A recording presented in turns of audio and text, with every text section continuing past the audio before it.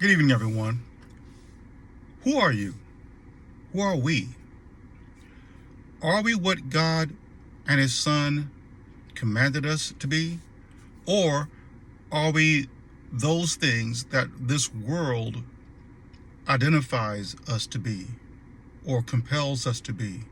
For example, a white man, a black man, a Christian, a Muslim, a Hindu, a Buddhist.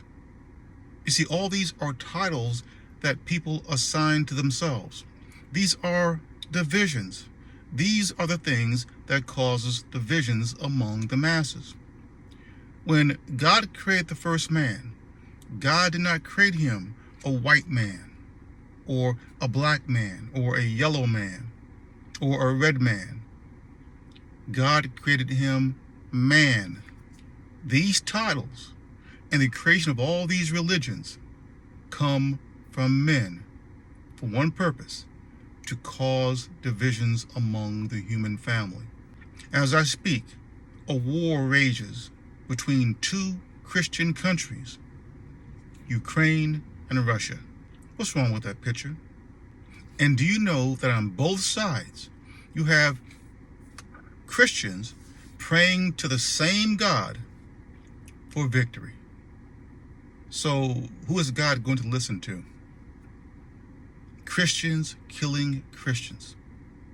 Bloody war, deadly war. What's wrong with that picture? So who are we? Are we what the world defines us to be? Notice I said the world. The reason why is because this world has a God.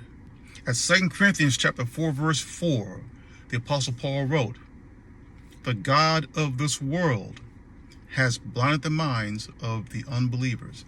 This world has a God. Jesus taught at John chapter 18, verse 36, that his kingdom is not of this world. And at Matthew chapter 4, Satan the devil offered Jesus all of the kingdoms of the world and their glory.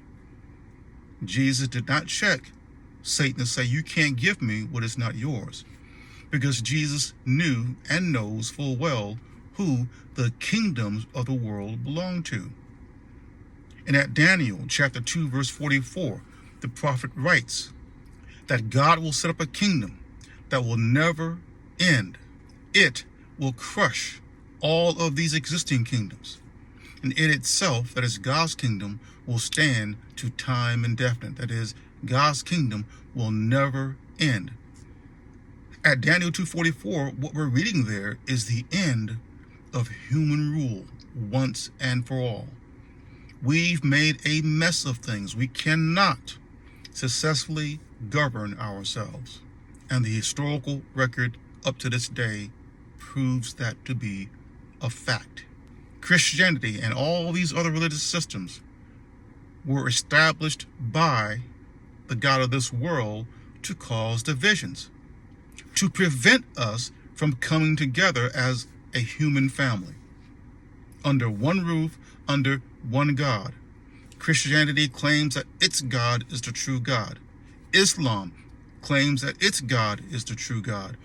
Each of these religious systems claim that their God is the true God. Now we have a clashing even between the gods. Like that old Billy Paul song, we have the war of the gods. So are we going to take courage and step out of all of that and be what God and his Son ask us to be? And what is that? Well, God sent his Son, and God commanded us to listen to his Son. So what does his Son say with regards to us? That is, those of us who will become his followers. Jesus commanded that we become his disciples, not Christians, not Seventh-day Adventists, not Jehovah's Witnesses, not Catholics, not Lutherans, none of that. He commanded that we be his disciples and to go forth and make disciples to him. God did not send his Son into the world of mankind to establish religion. When Jesus came on the scene, he established a brotherhood. that persons from all nations and languages and races of mankind come under one roof into one house, and they worship one God through one Messiah. A brotherhood is not divisive. Religion is. So it's going to take courage on your part to be what God and his Son commanded us to be, and not what the world wants us to be. Do you want to become a part of this world, or do you want to become a part of that one brotherhood and become a disciple of Christ? Cast off all of those titles that Christ did not command. Yes, cast off that title, Christian. You don't want that assigned to you. Wear the clothing of a disciple of Christ and sit before him, the person, and allow him to teach you. This is R. Jerome Harris, the disciple. Thank you for listening.